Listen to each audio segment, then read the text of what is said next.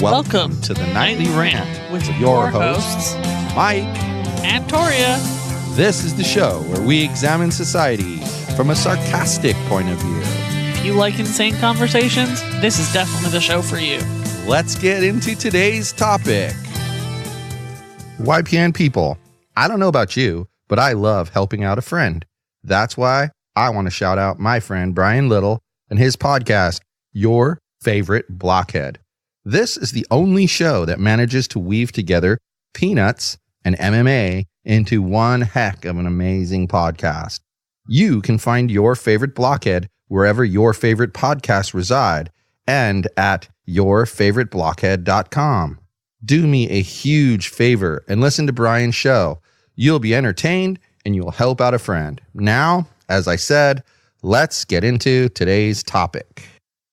So tomorrow's going to be a kind of an interesting morning for me. Why? What are you doing tomorrow? Well, Dachshunds and Friends has gotten in an entire herd of puppies, and we're going to be picking one of them up tomorrow to take care of them until they find a home. Well, and did you hear that there's more herd on the way because they also picked up 2 pregnant mama dogs? Wow. So they picked up 9 dogs. That's a lot of dogs. So that's 8. Seven puppies, right? Or 6 puppies. It's 6 puppies because they had to leave one in Mexico because it needs too much vet care because it was hit by a car. Oh no, that's so sad. So sad. Yeah. But I think this is the first time at least the odds are, what I heard was there's only one male puppy. So this is going to be the first time we have a female dog in the house. That's going to be interesting. There's a first for everything. I bet you Yogi will just be enthralled with a girl dog. He loves girl dogs. So we have a guest today. She's an international and transformational speaker and a best-selling author. Her name is Lucia. I'm going to mess her name up. See, I knew I would. Lucia Giovannini. She's a former international Italian supermodel, and she's turned transformational speaker and author. She's written 13 books. Imagine that. I'm trying to write one, and she's written 13. She's transforming audiences through her teachings, workshops, retreats, and books, helping them overcome limiting beliefs and fears to live a whole new life. Lucia is a passionate advocate for animal rights and veganism as a way of life. She lives with her husband, Nicola, and her dog, Caligula, between Bali, Thailand, and Italy. Lucia is a doctor in psychology and counseling and a bachelor in psychoanthropology and an international affiliate of the American Psychology Association. Welcome to the show. Thank you, Mike. And it's such a pleasure to be here with you and Torya. Yes, we're glad to have you. We're very glad to have you. And I remember when I saw your bio come through and I saw the animal advocacy, I thought you're perfect for us because, as our listeners know, we work with a rescue called Dachshunds and Friends Rescue, and we love our rescue people. I don't know what rescue organizations are like where you're from, but where we are, they use a lot of tactics like, you almost feel like they're bullying you. They shame you into, you can only take, like in our house, we have our own dog. We already have another foster dog and we're taking a second one, and that's our max. We couldn't go more than that. And they'll shame you into taking 6 2 puppies. more, or take all the puppies, or take a mama who's going to have 5 puppies. Our rescue does not do that. They, in fact, more often than not, we will say, hey, that dog looks like somebody we would like to take. And they'll say, are you sure? Like, they're a lot of work. Like the one we have now, his name is Diego, and I'll drop a photo in the show notes for people. He's available, and he was sent to us because he was living in a house with like 5 other dogs, and he has a little bit of a protective streak in him, I'd like to say. So he growls like if another dog comes near, and we just work with them. We treat every foster dog like it is our dog. So tell us a little bit about what you've been doing for animals and how you advocate for animals.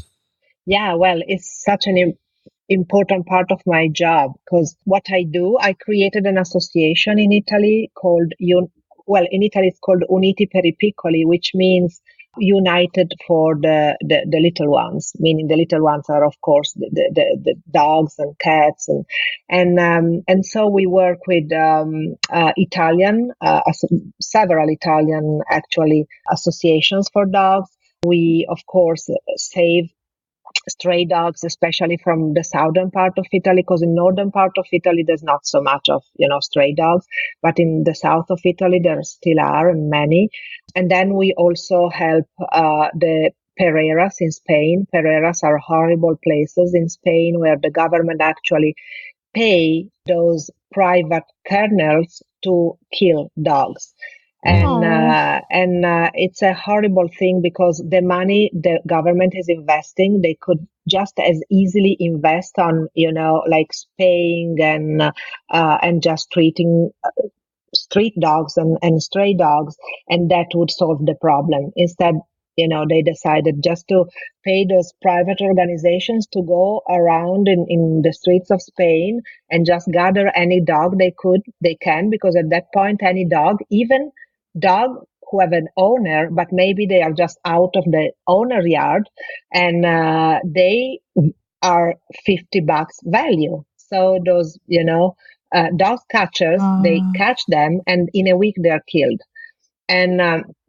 And it's a horrible situation. So I also started a petition a few years ago.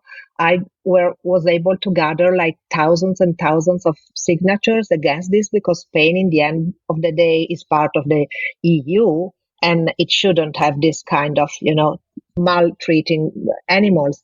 But I was able to gather all these petitions and signatures, and I was also able to get the petition to Brussels, to the European Parliament, and then it ended there. They never replied. I was not able to move it forward from there. Oh, no. That was quite disappointing and frustrating for me. But I still gone, And here in Asia, on the other side, we have other kinds of problems. We also have, stray dogs, and I also work with other organizations in Thailand and here in Bali as well. And we have other problems because we have dog meat trade. And so they steal dogs from the streets, and because at that point, again, each dog has a value in terms of money, because they sell those dogs to the butcher's shop and to the restaurants. Not here, in Bali and Thailand, it's forbidden, but in neighboring countries, it's allowed. So they just steal the dogs and export the dogs to other countries. So, wow. It's a tough situation. And what we try to do, of course, is I'm gathering, money also from participants to my workshops. I'm putting a lot of, money myself into this in order to finance those organizations who are actually, fighting this. And we try we pay for the veterinarian expenses. We try to find new homes for the dogs who have been saved, and so on and so forth. Because if we don't do it, who does? Right. Dogs don't have money to pay for even animals in general, not just dogs, because the same happens for cats as well. But they don't have, money to pay for their freedom or to pay for their medical care. Or they don't have a voice to say, hey, we are living beings, we have emotions, we are not objects, we are not meat, or we are not, So if we don't do that as humans, who is going to speak for them? I completely agree. We have, like I talked about our rescue, they're very loving, caring people, and we recently had a dog that had some kind of a tumor on its spine, and so it couldn't walk. And they paid for the vet bill to have that tumor removed. And then on top of that, they worked very hard. They found a rehab specialist down in San Diego, and we're in our rescues, and they're based in Burbank. And so they found a rehab specialist down in San Diego. But the problem was that they'd need to bring the dog twice a day. And so they had to find a foster down there, and they worked very hard to find a woman who would foster this dog. And she diligently twice a day took this dog in, and it's so touching to see, then here's this dog walking, and so many people would have just taken that dog and put it down because, it has to have surgery, and that costs a lot of money. And then it's going to have rehab, and that costs a lot of money, but they take care of it because they treat it, again, like I said, like it's a member of their household. We had a foster who, oh, Duncan, he came from Duncan. That was the foster that we had with the medical issues. Well, yes, but Yeah. I actually was about to talk about Beans, who also came from Mexico. Be like that. And he had gone through, he had 2 kinds of mange. And for 3 months, the poor dog had to basically live quarantined from everybody while they gave him medicated baths. And so, from, 6 months old to 9 months old, he was in quarantine. And when we got him, this dog loved everything. And when I say everything, I mean, if it was a living creature, he loved it. Birds, cats, dogs, lizards. We have guinea pigs. He loved the guinea pigs. He loved humans. And it was all because he had to watch from afar while everyone else was getting attention, and he didn't get as much attention. Well, this dog, he was also, because of that, he was a little bit rambunctious, and he would jump when he'd see people. He would jump and jump and jump. And so we spent about an hour on the phone with some people, and they adopted him. And then they returned him 2 days later because he was chasing their cat. And we warned them that he does that at first and that it goes away. But, some people, they're just not meant to have that dog. So they returned him. And we looked at each other and we said, what would benefit this dog is if we took him to obedience class. So we took him to obedience class for, how long was it? 5 weeks? 5 whole weeks. Yep. And every week we took him there, and the dog settled down a lot. He learned to listen. He still was a little hyper when he met new people, but he was a baby. He was such a sweet boy. Everyone. Yeah, and he ended up getting adopted by this nicest lady who Fantastic. She actually thanked us for giving her the opportunity to be this dog's mom, and he's living a really nice life right now. She sends us pictures all the time. Probably the only foster mom that has stayed in close contact with us.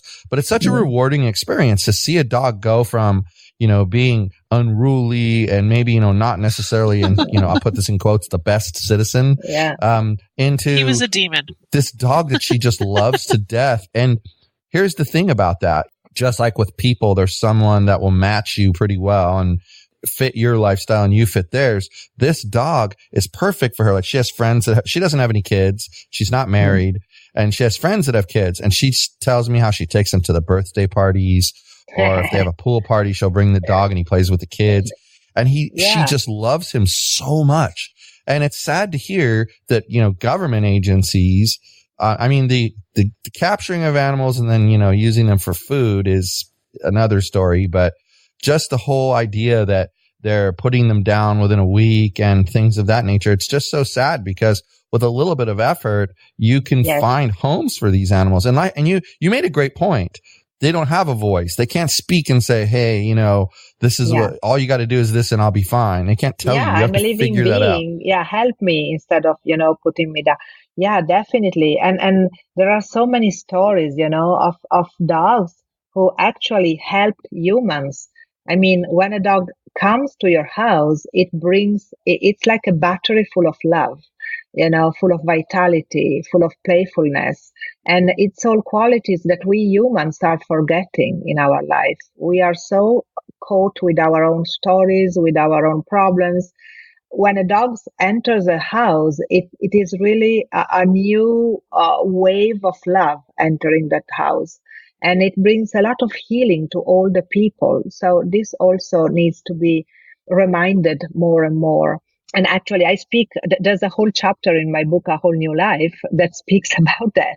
Because I talk about, relationship with animals as a way of transformation, as a way of, letting go our stress, and as a way of getting out of our problems, bettering our mood, having a better health even, because when we have a dog, we need to walk the dog, for example, and it forces us to get out of our,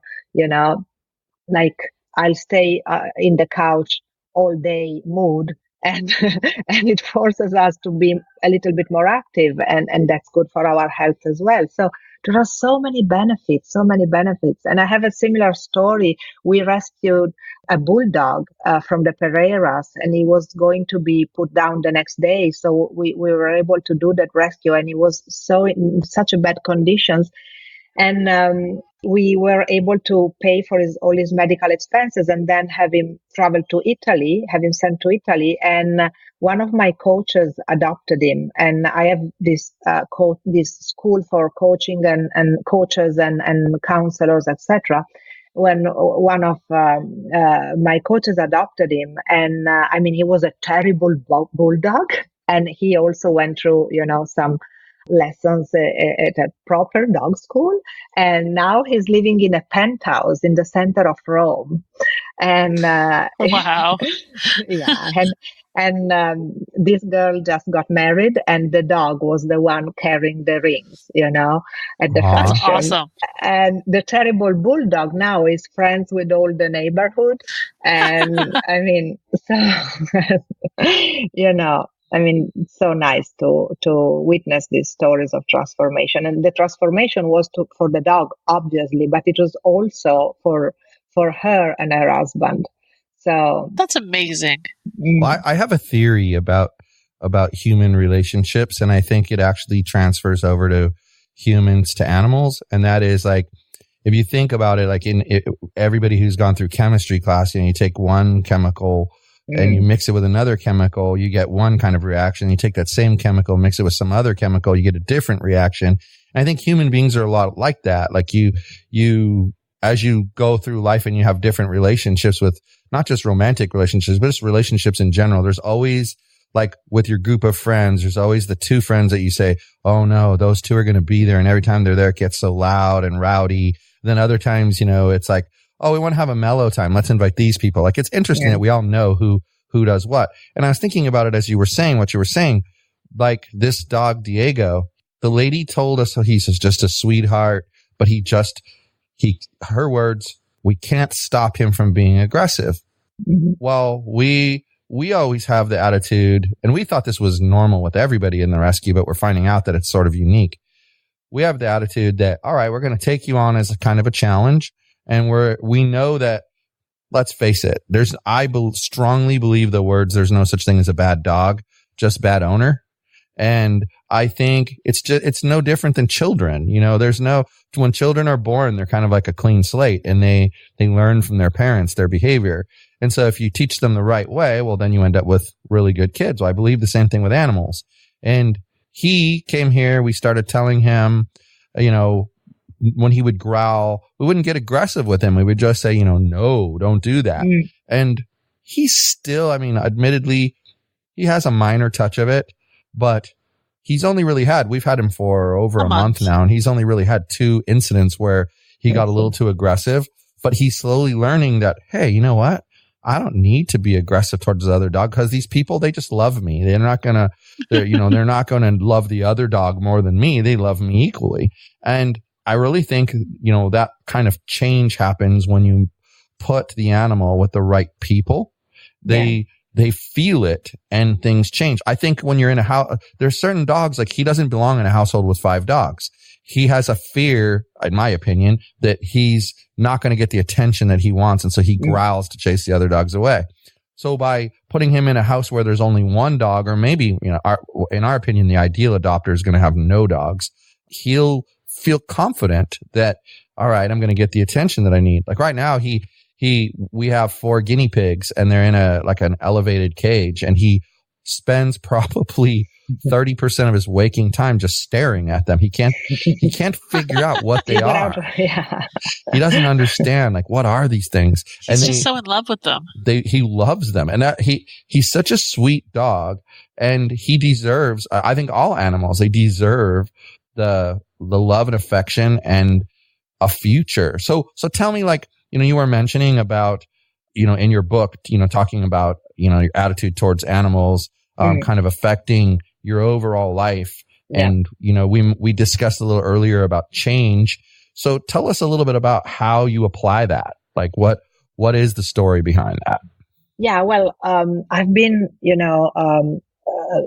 working with people, giving workshops, etc., for over 25 years now. And what I notice is that the main problem all of us humans face is change, because either we want a change that is not happening, like We want to change something in our relationships. We want to change something in our work, and that change is not happening. And then we get, frustrated and impatient, etc.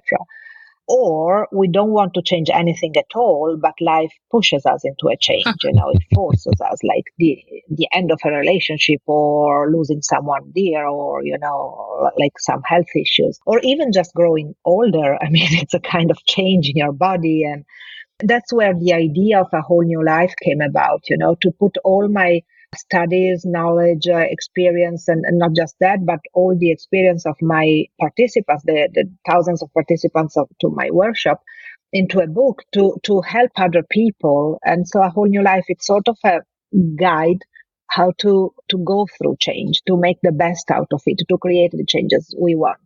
And the chapter on animals is because one of the things that I notice is one of the main blocks is the lack of love, lack of self-love, and lack of love in general, in relationships, in working environments. So what happens is that the contrary of love is fear. When we don't feel loved, we go into fear. It's the same reaction that dogs have, as you were mentioning. He was fearing that he was not loved, and so he gets aggressive.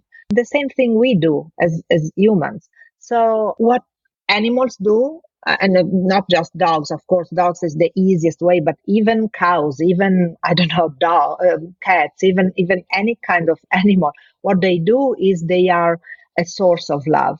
So when you start to be more in a relationship with the pet, with any kind of animal, that's what they teach you.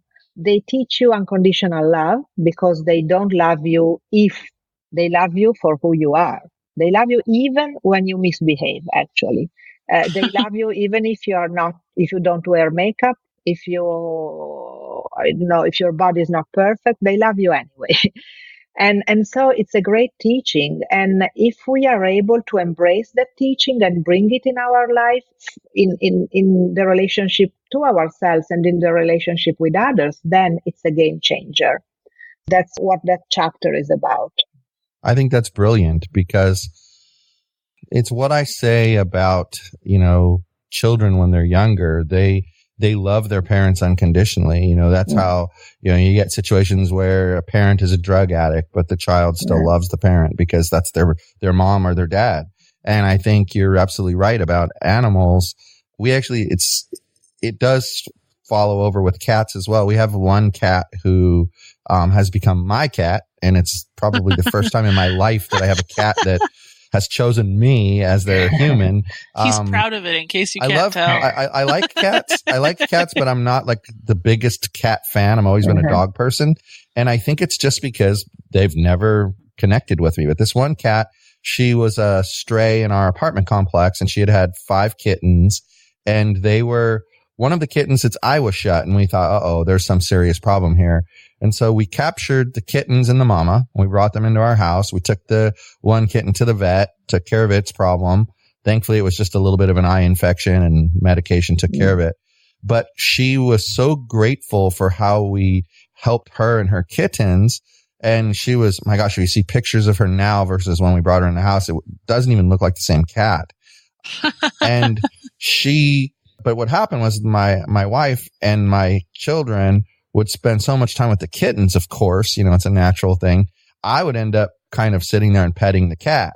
And we just got this bond together. And she learned, for a while, I was the only one she trusted in the house. If other people came, she darted away. She hates everyone but him. This cat had the most horrible case of PTSD.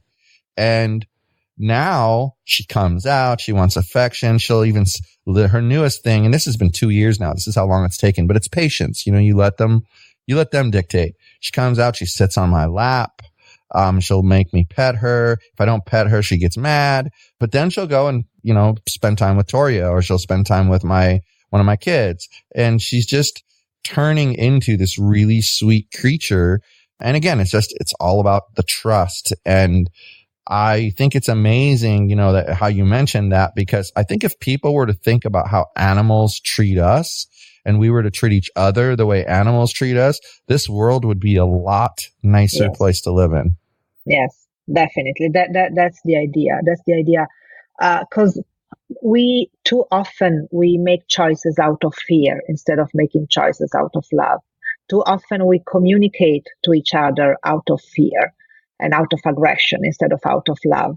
If we could bring more love in our life, our world would be different, our life would be different, and the whole world would be different, I think that the main, game changer, if we could even face our challenges with more love for ourselves, for example, even if when we fail, even when everything, is not perfect in our life or is not as we wish it would be. And if we were able to still be loving to ourselves and towards other people around us, because when we go into stress, what happens? Our unconscious reaction is we become aggressive towards other people around us. Are so balancing in their energy. When you have an animal in your life, it also brings balance to the whole household. So, yeah. Well, and it's interesting because, you made some good points about like having a dog, you have to take it for a walk. So it forces you to be a little healthier. But even from a life balance perspective, one of the things I've noticed is I'd say 3-4 months ago, we run our own business. And so 3-4 months ago, we decided for productivity's sake, it was time to get our own office space. And so we rented an office about 6 or 7 minutes from home. And every day at the same time, I take a break. I drive home, take the dogs out for a walk, give them some attention, and then go back to the office. And sometimes if it's going to be a long day, I'll do that twice. If it's a shorter day, we only do it once. But again, it forces me to stop work, come home, kind of realign myself. And then I also, what I found as a side effect of that is that when I get back to the office, I'm refocused on work. Like my mind's not wandering, because I was able to take a good break, and literally, I think it takes me from the time I leave till the time I get back, 30 minutes, but so it's not even really a long break, but it's just enough to like refocus me on what I need to be doing. And it's been really cathartic for me to do that on a regular basis. And then sometimes Torya will join me and we'll come back together. But a lot of times it's just me. But it's just, it's funny because our one dog, the foster dog, he has to be in a crate when we're gone because he'll jump into the guinea pig cage and he won't hurt them, but better safe than sorry. He sure scares them though. So we crate him. But then our other dog, who actually is ours, he now knows the time that I'm coming and he'll wait by the door for me when I come in. It's really fun. A lot of times when we catch him, he'll be asleep in the bedroom or something. But in this case, he's right there by the door waiting for me. And he just knows, okay, someone's coming home. Time to go for that walk, and get a little bit of attention. Yeah, the same with me, with Caligula, my dog. Sometimes I work, long hours just at the computer writing, a new book or preparing another workshop. And I forget, about time. But there he is, Caligula. He comes and he says, I want to walk. I want to walk. and then I go, oh, okay, time for a walk. And I stop. And if it was not for him, I wouldn't stop actually. But what happens when you stay long time at your computer, your head gets, like you can't think properly anymore. And your body needs some stretching and some movement. So he's really helpful in that sense. And just, I take him for a walk, like 20 minutes. And same as you, I get back to my computer refreshed with new ideas, more relaxed. And so, yeah, definitely. Isn't that amazing how that works? It's just, I've always heard about like the importance of taking breaks like that. But I also think though, sometimes if all you do, like you see the typical, for a while I was working at a building in downtown Los Angeles and you'd walk out for a break and people are just sort of standing around outside. And if you think about it, they're not really getting a break from work because they're standing there thinking about what's the next thing they're going to do. But when I have to come home and take care of 2 animals and make sure that their water is full and that, here's a snack for you when I'm going to leave. Oh, there goes the cat. It takes my mind off of what I was doing. Yes. So then when I come back, I've even been in the middle of a problem and come back and solved it because, I'm clear-headed now. I think I think animals are amazing. And I think, they were put in our lives for a solid reason. Yeah. And I think I don't know. They feed off of us. We feed off of them. It's just a really good, two-way relationship. If we had a lot of money and our way, we would have like 90 foster dogs right now. So like, we would rescue everybody. Yeah, me too. If I didn't have this nomadic life, because for me, Caligula, my dog, has 2 passports, speaks 3 languages. So, so he comes from Thailand. I actually rescued him in the street when he was a puppy. But, now he has his own Facebook page. He's quite a guy. But I can't travel with more than 1 dog. It gets difficult, But I would definitely have more if I didn't have this nomadic life. But yeah. Well, I wanted to tell the listeners, I looked up your book on A Whole New Life on Amazon, and I'm proud to say she has a 5.0 in the reviews area, and every single review is extremely positive. And I can see why. After having this conversation with you, you're a very gentle soul, and the energy that comes off of you is so positive. I admire that. I struggle with that sometimes because I'm very pragmatic, but I'm also sort of pessimistic about things. And so sometimes Torya will say, "Oh, did you see how that person acted?" And I say to her, "Well, what did you expect?" That's how a lot of people are. And it's unfortunate that, in our society, we speak to people from around the world, and you tend to get, like, Victoria's from Canada and I'm from the United States. And when we first started dating, we would get into like these little arguments about, no, you can't do that. That's not allowed. You can't do that. And then it took us a while to realize that's the difference between the two countries, like the rules and regulations of the two countries. Yeah. And so you kind of get into this mindset that what your experience is the experience with a capital T. And it's not really true, but what you find out is that that's prevalent everywhere. And there's rude people everywhere. There's nice people everywhere. And I think what I have to work on for myself is focusing more on the positive people and not so much on the negative people. And yeah, there aren't as many of the positive people, but they make a change. Like I can tell you, just even in this, 30 minutes that we've been together, I feel the energy coming off of you. Hopefully our listeners feel it as well. You're just a very positive person. And I've honestly never heard somebody make the connection you made between animals and human behavior. I do think that if we 100% agree with you that if we were to act more like dogs and cats towards their owner, if we were to act that way towards other people, life would be a lot better thing to live, and the world would be a better place. We wouldn't have the wars that we have. There'd be a lot of things that would be different because, I think one of our friends is a life coach, and she always says, assume good intentions. And so when someone does something, don't immediately assume they did it to, stab you in the back. Think about it and say, well, okay, maybe they did it for a good reason. Let's explore why. And I think all too often we don't do that. We immediately assume, oh, they did that to get back at us. So why don't you tell us where we can find you? Like I said, I'm gonna post a link to your book in the show notes.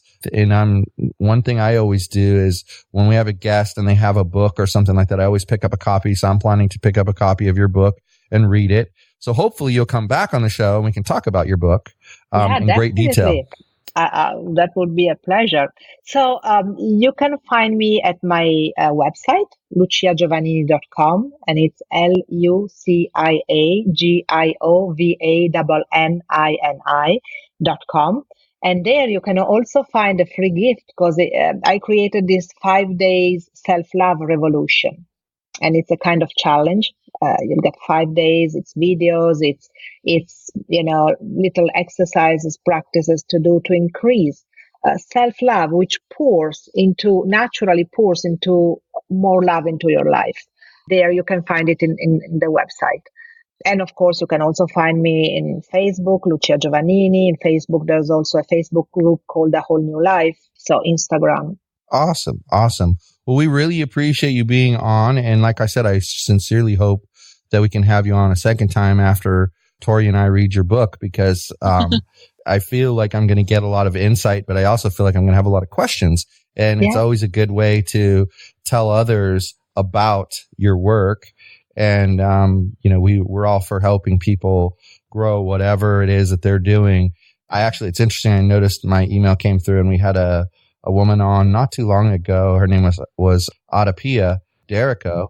And I've been getting her newsletters, and I've had comments after her episode went out about how, she's a little spacey and this and that. But actually, when you read her newsletters, I've learned so much about myself from reading her newsletters.